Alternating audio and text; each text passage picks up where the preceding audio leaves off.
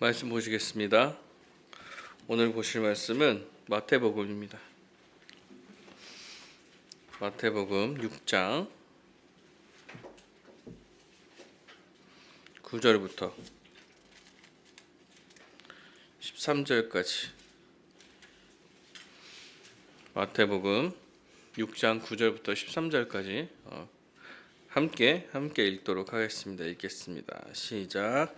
그러므로 너희는 이렇게 기도하라. 하늘에 계신 우리 아버지여, 이름이 거룩히 여김을 받으시오며 나라가 임하시오며 뜻이 하늘에서 이루어진 것 같이 땅에서도 이루어지이다. 오늘 우리에게 일용할 양식을 주시옵고 우리가 우리에게 죄 지은 자를 사하여 준 것 같이 우리 죄를 사하여 주시옵고 우리를 시험에 들게 하지 마시옵고 다만 악에서 구하시옵소서.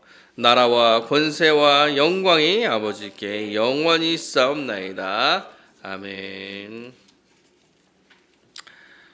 오늘부터 이제 기도에 대한 기도 훈련을 들어가는 것 같고요. 그 다음에 기도에 대한 설교를 한 3주 정도만 하려고 합니다.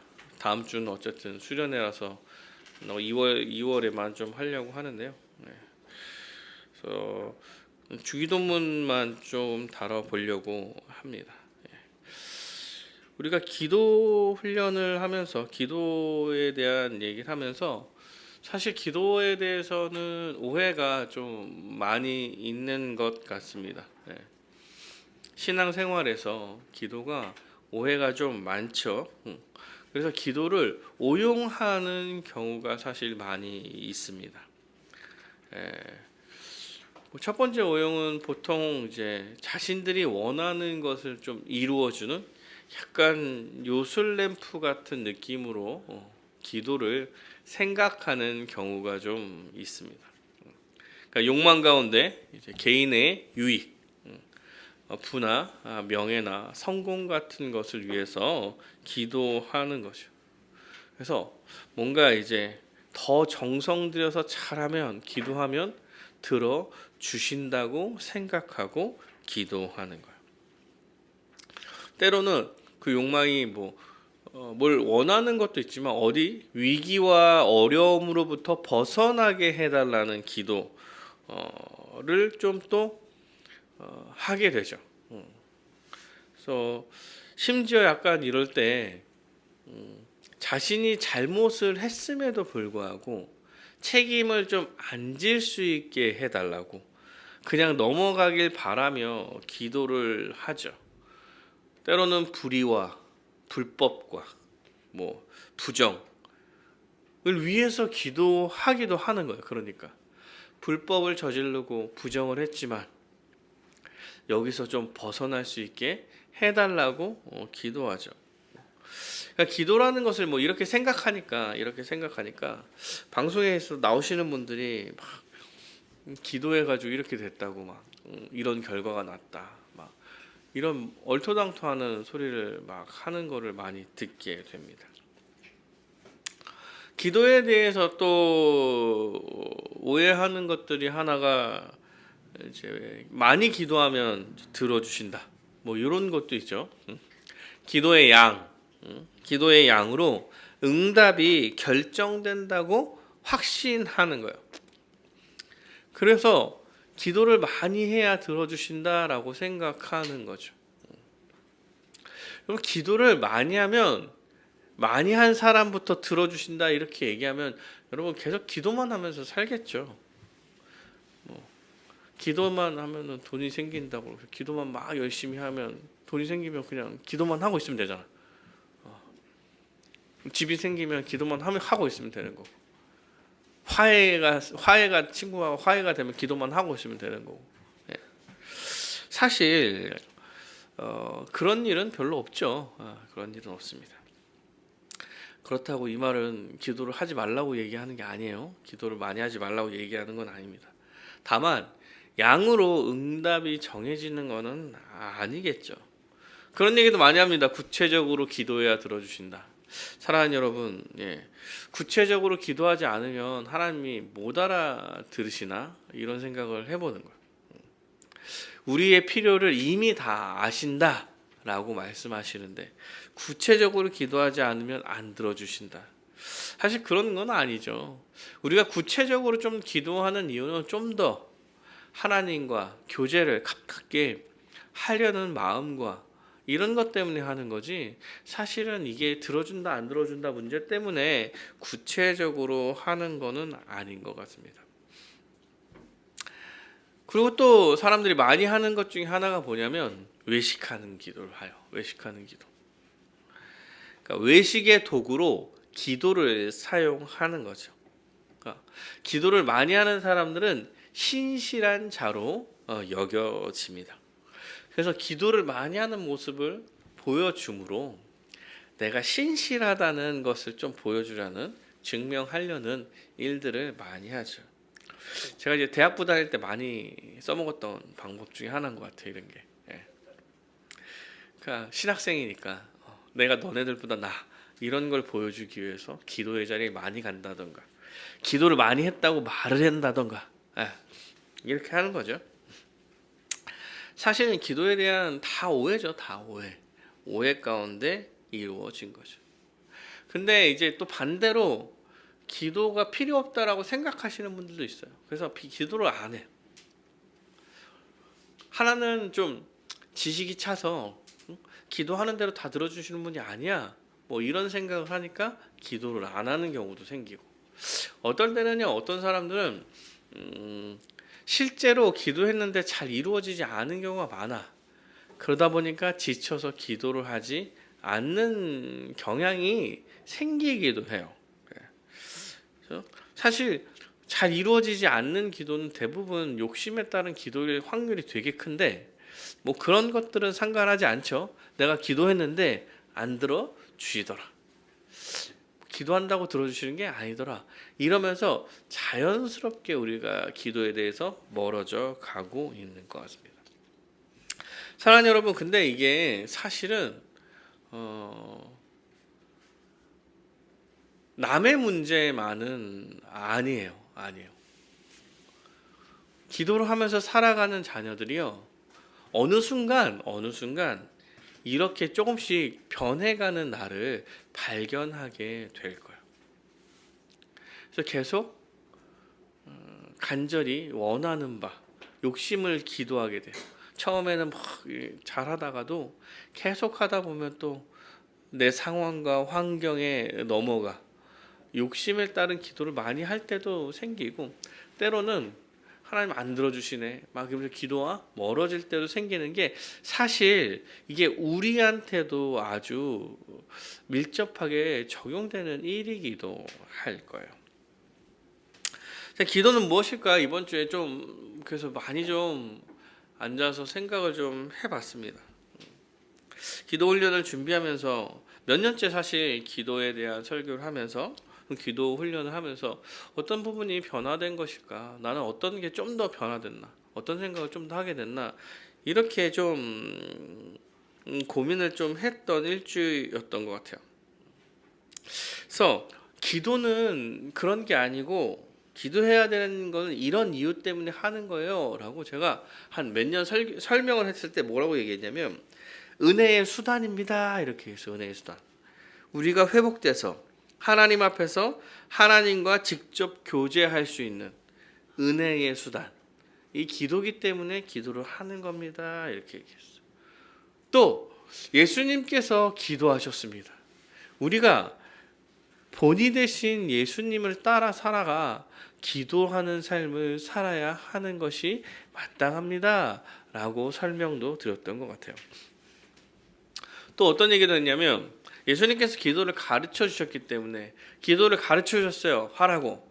그래서 우리는 예수님께 순종하는 마음으로 기도를 해야 합니다, 이렇게도 말했던 것 같아요. 근데 지금 생각해 보면 그냥 기도가 어떤 이유와 목적이 있기 때문에 한다라는 생각이 사실 기도를 좀 다른 방향으로 흘러가게 하지 않나라는 생각을 좀 해보는 것 같아요.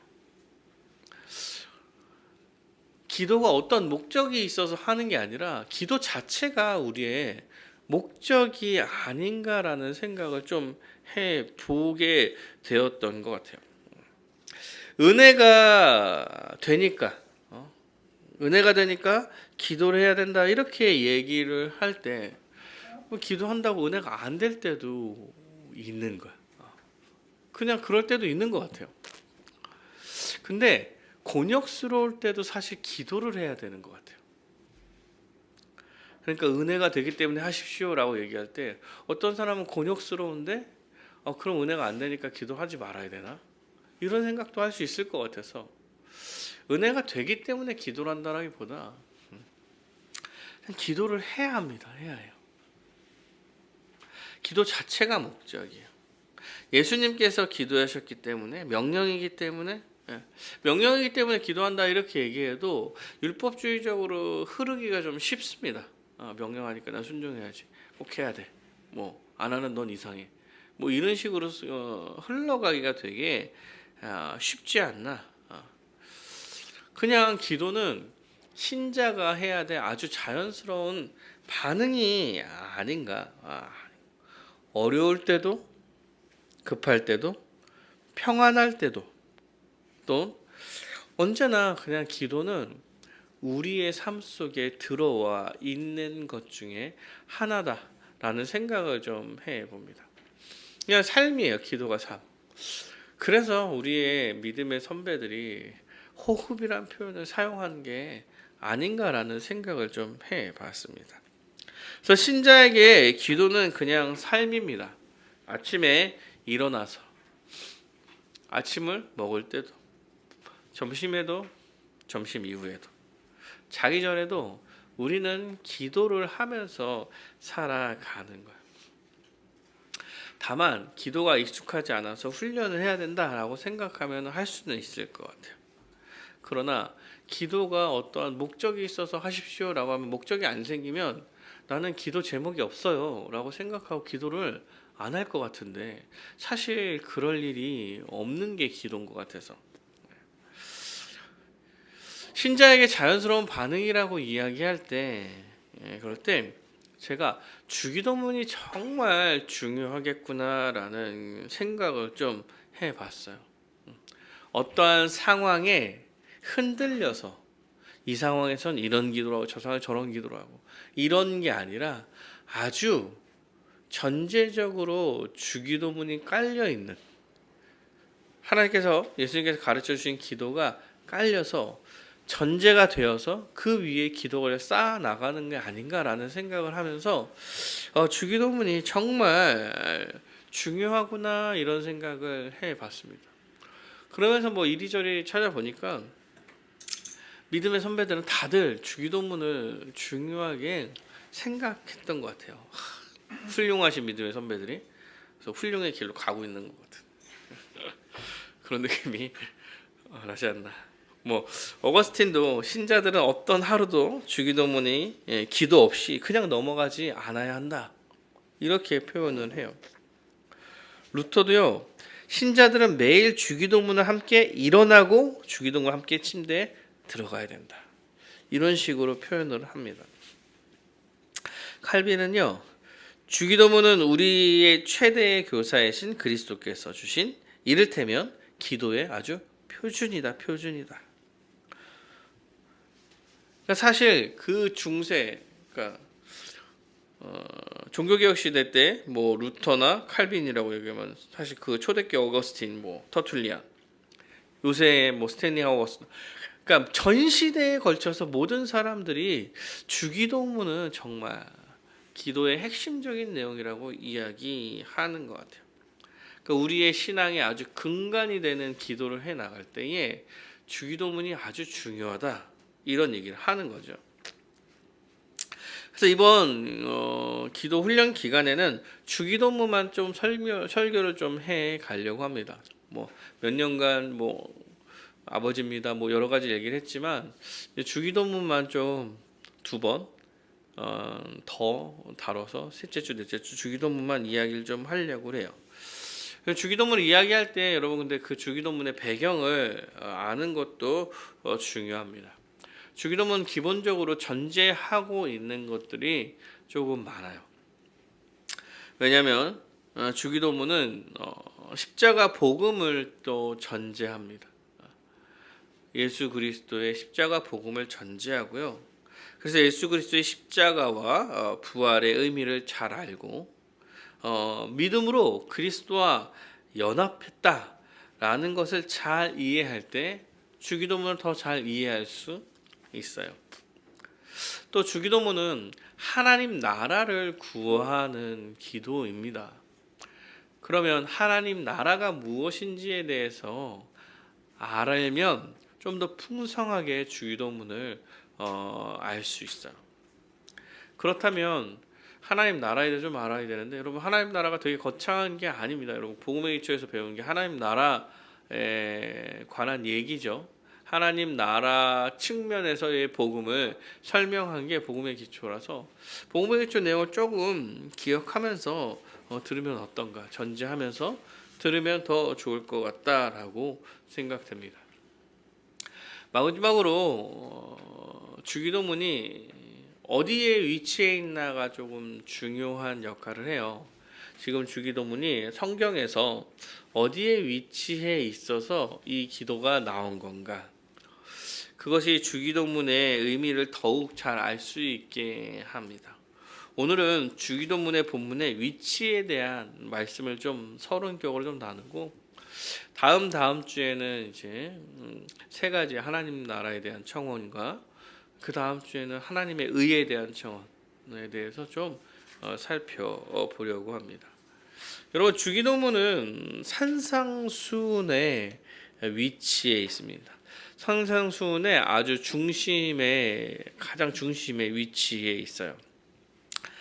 산상수훈은 산에서 예수님께서 선포하는 거예요. 선포하는 가르침, 교훈 이런 겁니다. 그래서 5장부터 7장까지인데 그 중에 주기도문이 거의 딱 중심에 있어요. 6장 오늘 읽었을 때 6장 9절부터 13절에 주기도문이 있죠. 그러니까 5, 6, 7장에 있는데 6장 중간에 주기도문이 지금 위치에 있어요. 산상수훈은 예수님께서 하나님 나라의 백성의 윤리를 가르치는 내용이에요. 그러니까 하나님 나라의 백성의 삶. 그러니까 이제 하나님 나라에 참여한 새 언약의 백성에게 요구되는 삶을 이야기하는, 삶에 대해서 알려주려는 그 산상수훈의 아주 중심에 주기도문이 들어가 있다는 겁니다. 문맥상에서 주기도문을 중심으로 5장과 7장이 대칭되어 있고 주기도문 앞과 뒤가 대칭으로 좀 설명이 되어 있어요. 그래서 5, 6, 7장은 좀 더 살펴볼 필요가 있습니다. 그래서 5, 6, 7장에 대해서 조금 살펴보려고 합니다. 5장은 시작은 우리가 이제 정말 잘 아는 팔복에 대한 내용이에요. 5장을 좀 읽어보면 이렇습니다. 5장 3절부터 이렇게 나오죠. 심령이 가난한 자는 복이 있나니 천국에 그들이 것이며 애통한 자는 복이 있나니 그들이 위로를 받을 것이요 온유한 자는 복이 있나니 그들이 땅을 기업으로 받을 것이며 의에 줄이고 목마른 자는 복이 있나니 그들이 배부를 것이요 긍휼히 여기는 자는 복이 있나니 그들이 긍휼히 여김을 받을 것이며 쭉 나와 있습니다. 복이 있을 거다, 이렇게 이제 복이 있을 거다, 이런 사람은 복이 있을 거야. 왜냐하면 이렇기 때문이야 라고 계속 이야기하고 있죠. 심령이 가난한 자가 복이 있습니다. 왜냐하면 천국이 그들의 것이기 때문에 그렇다, 이렇게 얘기해요. 심령이 가난한 자라는 건요, 심령은 성령, 영이에요. 영이 가난한 자, 빈곤한 자는 복이 있습니다. 천국이 그의 것이라서. 지금 이거는요, 아무것도 없는 상태를 인정하는 자녀들에 대해서 이야기하는 거예요. 하나님에 대한 존재를 알고 그 앞에 설 때 죄인됨을 인식하고 그래서 그의 앞에서 아무것도 할 수 없는 심령이 가난한 자는 복이 있어요. 왜? 천국에 그들의 것이기 때문에 하나님 나라의 백성이 되기 때문에 그렇다라고 설명을 하고 있는 거죠. 애통하는 자가 복이 있습니다. 애통하는 거. 심령이 죄 가운데 내가 죄인으로서 하나님 앞에 서서 무엇인가 할 수 없어서 애통하는 자는 복이 있는 거죠. 위로를 받을 것이기 때문에.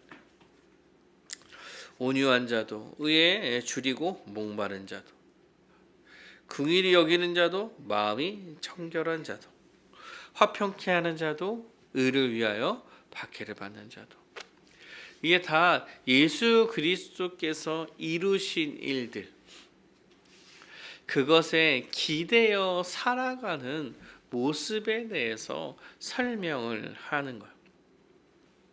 그러니까 자기를 주장하지 않고 나를 주장하지 않고 죄인 아무것도 없는 나로부터 시작하여서 온전히 여호와 하나님 주님께 기대어서 살아가는 자들이 복이 있을 것임에 대해서 설명하고 있는 거예요.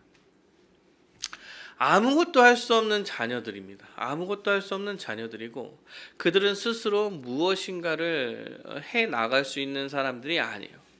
오직 주님께 기댈 때 그들이 새로운 삶을 얻고 새롭게 살아갈 수 있는 자가 된다는 거예요.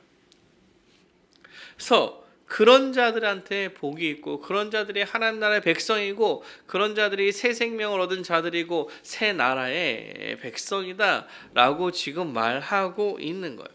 팔복 다음에 그래서 세상의 빛이요 소금이라고 이런 얘기가 나와요. 13절부터. 그러니까 이런 복을 받은 자들, 예수를 통하여서 예수께 기대어 살아가는 사람들이 마침내 세상의 소금으로서의 삶을 살 수 있다라고 말하는 거예요.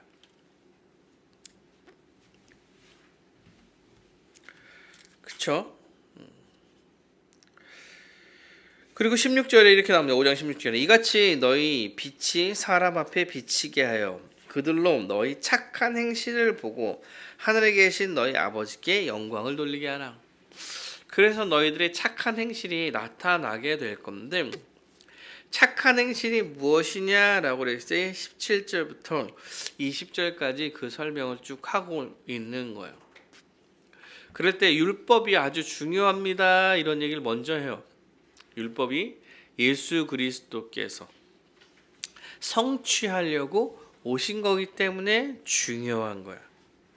그리고 5장 20절이 사실 5장의 핵심적인 내용이에요. 제일 핵심적인 내용인데 이렇게 얘기합니다.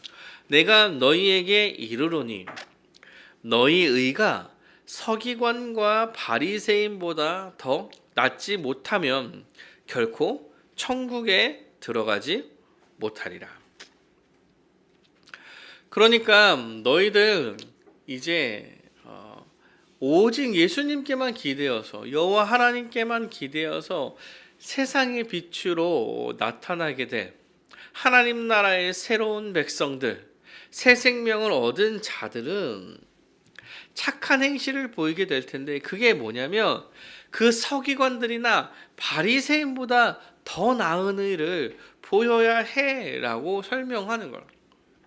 서기관들이나 바리새인들이요 율법을 아주 잘 지킨 사람들이에요. 율법을 아주 잘 지킨 사람들이죠. 율법을 성취하러 오셨는데 율법을 아주 잘 지킨 사람 그들보다 더 나은 의를 가져야 해. 그래야 너희들 마땅히 하나님 나라의 백성의 모습이 나타나는 거야. 그래서 21절부터 48절까지요. 더 나은 의로서의 율법을 예수님께서 재해석해 주십니다. 더 나은 율법을 재해석해 주세요. 그래서 살인하지 말라 이렇게 얘기할 때 그 율법이죠. 율법 살인하지 말라. 그때 진짜 살인이 아니라 형제를 노하는 것도 살인이야 라고 지금 살인에 대해서 재해석하고 있는 거예요. 그러니까 서기관들이나 뭐 바리새인들은 율법을 지켜야 된다고 하기 때문에 살인을 하지 않을 거예요. 사람을 죽이는 행위를 하지 않을 텐데, 아니 사람을 죽이는 외적 행위가 아니라 너네들 지금 형제를 노하는 것으로, 형제를 노하게 하는 것도 살인하는 거야 라고 사실 구약의 율법에 대해서 여호와 하나님께서 예수님께서 재해석해주고 계시는 거예요. 간음하지 말라, 간음하지 말라. 여자를 보고 음욕을 품고 있는 것 자체를 간음했다라고 재해석해 주시는 거예요. 여자를 범하는 게 아니라 마음속에 음욕을 품는 것 자체가 너네들 죄야. 간음이야. 라고 재해석해 주시는 거죠. 악한 자를 대적하지 말라라고 얘기하는데 대갚지 말아라. 옛날에 율법에 눈에는 눈, 이에는 이로 갚아 나가는 거, 그러니까 더 심하게 갚지 말라는 얘기를 하는 거였는데 아니야. 참고 인내해야 돼. 너희를 해하는 사람이 있어도 참고 인내해. 원수까지 사랑해야 돼. 너네들 원수까지 사랑해야 돼. 그러니까 바리새인과 서기관들이 오직 외적 행위로 규정하고 준수해 왔던 율법의 기준을 마음의 의로 재해석해서 설명하고 있는 거예요. 새 생명 얻은 자들, 너네들 스스로 할 수 없다고 여겼던 너네들이 이제 새 생명을 얻어서 하나님의 자녀로서 살아갈 건데, 그러면 그로서 율법을 지켜가야 돼. 착한 행실을 보여야 돼. 그 기준은 뭐냐면 마음까지 다 지켜내는 거야. 외적인 행동에 멈추지 않아.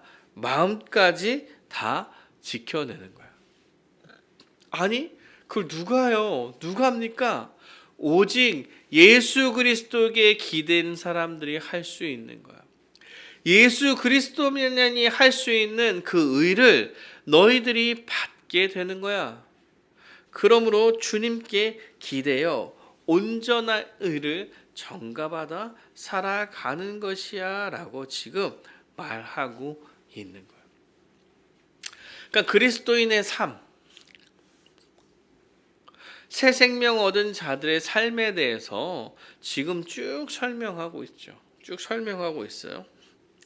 그래서 성도들에게는 하나님의 온전하심과 같은 온전함이 요구된다. 이렇게 얘기하는 거죠. 5장에서. 그 5장과 병행인 7장에서도 예수 그리스도께서 새롭게 제시된 기준의 율법이 열매로 나타날 거야. 이런 얘기를 해요. 열매로 나타날 거야. 5장과 병행된 7장에서는 열매로 나타날 거야. 이렇게 해요. 비판하지 말아라. 구하여 찾으라. 문을 두드려라. 좁은 문으로 들어가라. 너네들 열매로 알게 될 거야. 이렇게. 하나님의 뜻대로 행하는 자라야 천국에 들어갈 건데, 이렇게 반석 위에 집을 지어야 되고 좁은 문으로 좁은 길로 가야 되고, 하나님의 온전한 의에 미치지 못하면, 이제 자기 의에 기반한 신앙으로 살아가면 이제 하나님 나라에 미치지 못하게 되는 자들이 되는 거야. 그래서 오직 그리스도의 의로 살아가는데 열매로 나타나게 될 거다라는 설명을 지금 7장에서 하고 있는 거예요.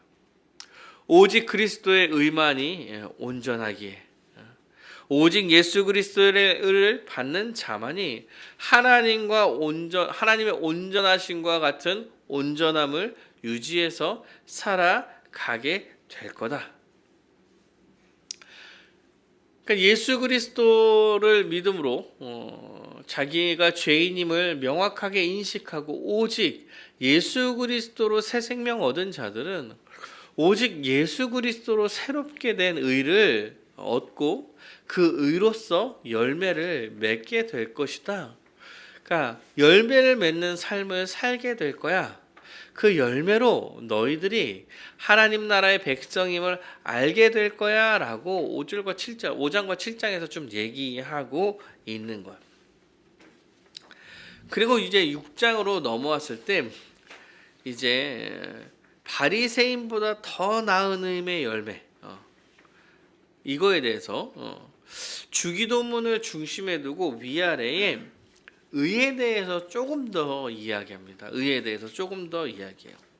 그래서 뭘 얘기하면 외식과 염려에 대한 이야기를 좀 더 구체적으로 이야기합니다. 하나님 나라에 들어간 자들은 예수님께 기대어 살아가는 자들이에요. 그래서 율법을 지키려서 자기 의를 주장하는 사람들과는 달라.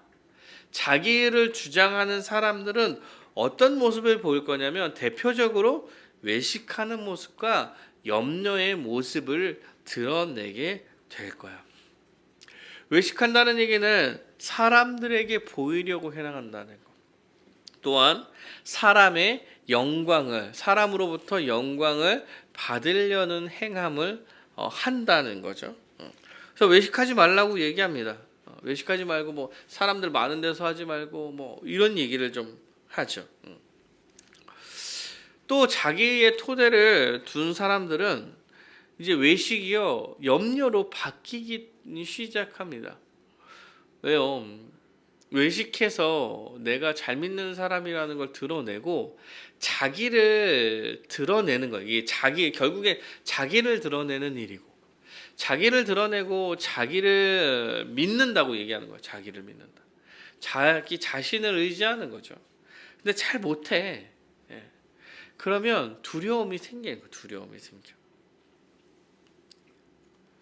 그러니까 기도하더라도 자기 공로적 행위를 제시하고 내가 괜찮은 사람이라고 제시하고, 그런데 실상 본인의 기대어서 자기 자신의 기대어서 살 때 자신이 괜찮은 사람이 아닌 경우가 많아. 두렵죠. 그리고 염려되는 거죠. 이런 식의 삶을 살지 말고 이런 식의 기도를 하지 말아라 라고 이야기하는 거예요.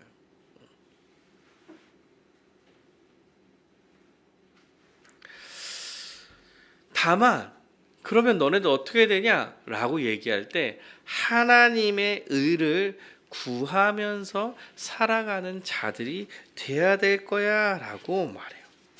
그래서 하반절에서 자기 의가 아닌 하나님의 의에 대해서 이야기하죠. 사랑하는 여러분, 그래서 산상수훈의 핵심은 예수 안에 있는 자들이 그리스도의 의를 받아서 거룩하게 신자답게 살아갈 수 있다는 것을 말해요. 신자는 서기관과 바리새인보다 더 나은 의를 행하면서 살아가는 자들이야. 신자는 더 나은 의인 하나님 나라와 그분의 의를 구하면서 살아가는 사람들이야 라고 말하는 거예요. 그러니까 예수님께서 주기도문을 그리고 나서 이제 그 핵심적으로 너네들이 그래서 원하는 바, 바라야 되는 바, 기도해야 되는 바가 무엇인지를 가장 중심에 놓고 알려주시는 겁니다. 그러니까 처음에 하나님께 기대어 살아가는 자들이 너네들이야. 너네들은 너에게 기대어 살아가는 사람들이 아니야. 그러니까 너네들은 바리새인보다 더 뛰어난 의를 드러내야 돼. 그거는 마음의 법까지 다 지켜내는 거야. 오직 주님만이 하실 수 있는 일이야. 그러니 너희들 기도해. 어떻게 기도해?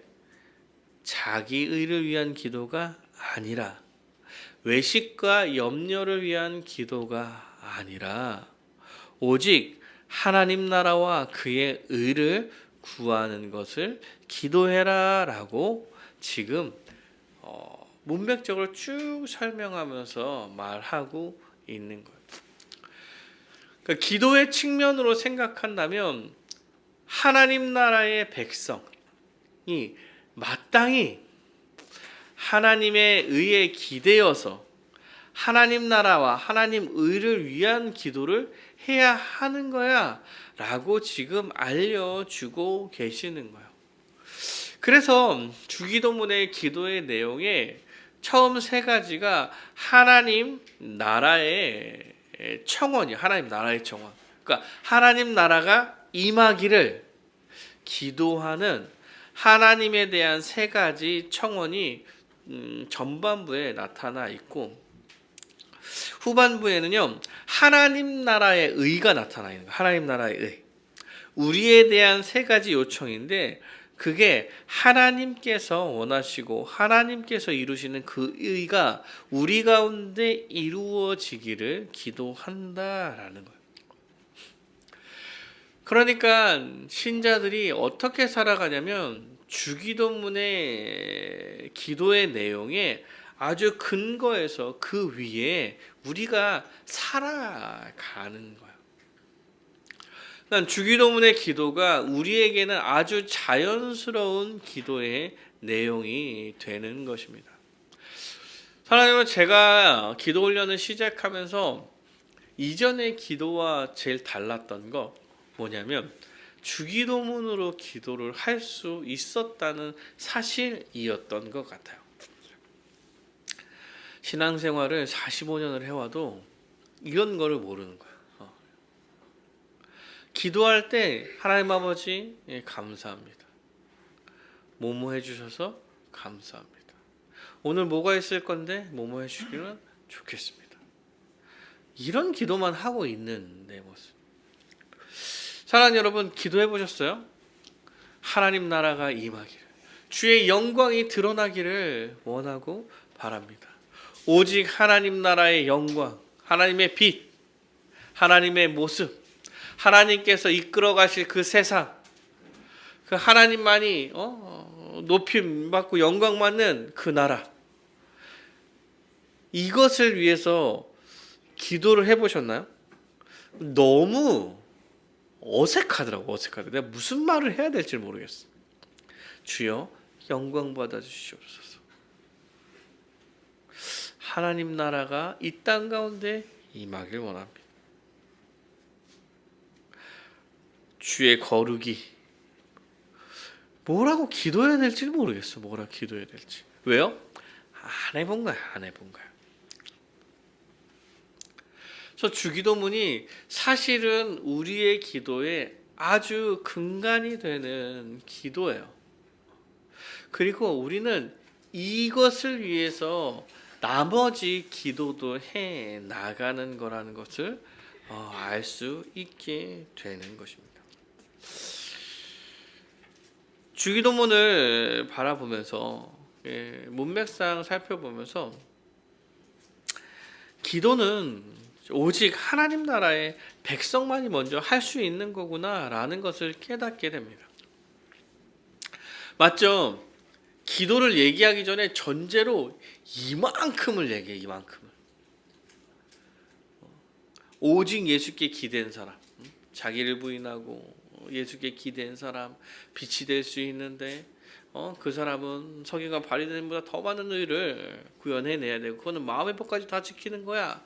그런 사람들은 자기 의익과 자기 이익을 구하는 사람들이 아니야. 그러므로 이런 기도를 하는 거야. 이렇게 이야기하잖아요. 이 모든 앞에 있는 모든 사람들이 예수를 믿어 의롭다 여김받은 자들이야. 전제가 뭐가 있냐면 예수를 믿어서 성령 받아서 예수와 연합하여서 예수의 의를 받은 자들, 그래서 열매로서 예수의 의가 나타나는 자들의 모습을 전제로 달고 있어요. 그 사람들한테 기도하다 이렇게 이야기하는 거죠. 기도는 아무나 할 수 있는 게 아닙니다. 기도는 예수를 믿는 하나님 나라의 새로운 백성이 할 수 있는 거죠. 그런데 새로운 하나님 나라의 백성은 기도를 항상 하면서 살아가는 거예요. 기도 자체가 우리의 목적인 겁니다. 예수를 믿어 성령 받은 사람들이 변화된 삶을 오직 하나님의 의와 하나님의 나라를 위해서 구하며 기도하는 것, 이것이 변화받은 사람들이 마땅히 해야 될 바인 거예요. 그래서 기도는 오직 하나님 나라의 백성만이 할 수 있는 특권인 것입니다. 어떻게 기도해야 될까? 무엇을 위해서 기도해야 될까? 이렇게 이야기할 때도 우리는 주기도문을 말할 수 있는 거예요. 우리가 왜 기도해야 됩니까? 이렇게 이야기할 때 왜 기도해야 될까요? 이렇게 얘기할 때 우리는 신자이기 때문인 거예요. 하나님 나라의 백성이기 때문에 기도하는 겁니다. 어떻게 기도해야 되나요?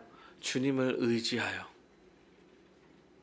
내가 아무것도 이룰 수 없는 자임을 인정하고 죄악 가운데 물들어 살아왔던 자임을 인정하고 주님이 아니면 아무것도 해나갈 수 없는 자임을 알고 기도하는 거죠. 무엇을 위해서 기도합니까? 아주 목적은 명확합니다. 무엇을 위해서 기도할지 명확하죠. 하나님 나라와 하나님의 의를 위해서 기도하는 거예요. 사랑하는 여러분, 특별한 목적이 있어서 기도를 하는 것이 아니라, 이 환경을 내가 벗어나기 위해서 기도를 하는 것이 아니라, 우리의 기도는 아주 근본적으로 하나님 나라와 하나님의 의를 위해서 매일매일 신자로서 마땅히 기도하는 거예요. 그리스도의 의로 살아가는 자로서 자연스럽게 기도하는 것입니다. 그러니까 우리의 기도의 목적이 있다면 하나죠. 하나님 나라와 하나님의 의를 위한 기도를 하는 것이 우리의 유일한 기도의 목적인 것입니다. 이거를 전제로 그 다음 기도를 다 쌓아가는 거예요. 기도 훈련을 시작하면서 지금까지 주기도문의 중요성을 정말 많이 느껴갑니다. 왜 주기도문을 해야 되나? 왜 주기도문을 항상 기억해야 되나? 그리고 기도를 해야 될까? 제가 고민을 많이 해봤는데, 주기도문으로 기도하는 거, 우리의 목적이 하나님 나라와 하나님의 의라면 우리의 그 다음의 기도 제목 모든 것이 다 하나님 나라와 하나님 의에 의가 전제되어 있는 기도를 해 나가는 거죠. 내 환경이 변화되길 기도하는 이유도 그것을 통해서 하나님 나라가 이 땅 가운데 임하며 하나님의 의가 드러나기를 바라는 마음에 기도를 하는 거예요. 그 환경을 변화시켜 달라. 그러니까 주기도문의 내용이 내 머릿속에, 주기도문이 내 마음속에, 이것이 항상 내가 기도하는 것에 자리 잡아 있지 않다면 우리의 기도가 조금씩 다르게 흘러가게 될 거라는 사실을 알려주고 있는 거예요. 사랑하는 여러분, 사람들은 기본적으로 욕망이 있습니다. 우리의 기도는 대부분 사실 욕망에 따라서 하게 돼요. 근데 제가 주기도문을 전제로 기도를 한다고 계속 생각할 때 바른 기도를 하게 되는 거예요. 그런 기도도. 이번 시험 잘 보게 해주십시오 라고 기도할 수 있죠. 그 기도가 왜 그러냐라고 이야기할 때 하나님 나라와 하나님의 의를 더 드러내기 위한 그러한 것이 되기를 바람으로 쓰기도 합니다. 하나님께서 이 어려운 상황을 좀 벗어나고 이겨갈 수 있게 해주세요. 그럼으로써 하나님의 나라와 하나님의 의가 더 드러나게 해 주십시오. 이런 거. 그렇다면 우리는 어떤 기도도 다 할 수 있어요. 제가 이 일을 통하여서 실망하는 일이 없게 하여 주옵소서. 하나님 나라와 하나님 의 가운데 살아가는 자녀로서 하나님의 계획을 믿고 하나님께서 하실 것을 믿고 내가 어떠한 결과를 받아도 잘 받아들일 수 있는 자녀가 되게 하여 주시옵소서. 기도할 수 있죠. 여러분, 하나님의 나라와 하나님의 의가 지워지는 순간 우리의 모든 기도가 나도 모르게 욕망으로 조금씩 향해 갈 거예요. 그리고 그 욕망으로 향해 가다가 잘 안 이루어지면 여기부터 기도를 무용론적으로 또 생각하며 하나씩 흘러가게 될 거예요. 그게 되든 안 되든 이루어지지 않든 다 하나님 나라와 하나님의 의를 위하여서 하나님께서 결정해 가시는 거라는 사실을 인정하는 일이 없게 될 거라는 거야. 주기도문을 기억하지 못하는 순간부터. 사랑하는 여러분, 여러분의 기도를 좀 생각해 보세요. 우리가 수련회를 위해서 기도하고 있잖아요. 더 많은 자녀들이 수련회를 갈 수 있게 해주세요. 환경을 주관해 주세요. 수련회를 통해서 은혜를 더 누릴 수 있게 해주세요. 그 은혜를 더 누릴 수 있는 것도 극히 개인적 측면에서 내가 좋으려고 하는 경우일 수도 있어요. 그러나 이 모든 것이 우리가 은혜 가운데 수련회를 통하여서 더 하나님 나라의 자녀답게 하나님의 의를 드러내면서 살아갈 수 있는 자녀가 되게 해달라고 사실은 기도하는 거예요. 그 수련회를 통하여서 하나님 나라의 백성으로서 더 마땅한 삶을 살아갈 수 있게 주님 도와주시옵소서 라는 기도를 하는 거예요. 사실은 전제를 다 깔고 있는 거죠. 사랑하는 여러분, 주기도문이 그렇게 중요하다는 생각을 좀 하게 됩니다. 내가 기도가 이런 거라는 걸 몰라서, 저런 거라는 것을 몰라서 기도하다가 욕망 가운데 흘러가는 게 아니야. 몰라서 그런 게 아니야. 주기도문을 기억하지 않고 주기도문을 전제하지 않으면은 사람은 욕망 가운데 욕망의 기도로 자연스럽게 가게 돼 있어요. 너무나 어려운 환경이 내 주위에 접해 있기 때문에 그렇습니다. 사랑하는 여러분, 기도하실 때 주기도문을 기억하시며 주기도문의 순서를 따르시면 어떤가 이런 생각을 해요. 주기도문의 순서를 따르면서 기도를 할 때 좀 더 기도가 내 욕망을 제어하고 또 기도 무용론적인 생각을 접게 만드는 기도가 될 거라는 사실을 여러분 기억하셨으면 좋겠습니다. 그래서 우리 주기도문을 이제 다다음 주 2주 연속으로 배우게 될 텐데 그 주기도문을 배우고 그 전제로 기도하는 삶을 살아가는 우리 주의 교회 성도들이 되시기를 간절히 바라겠습니다.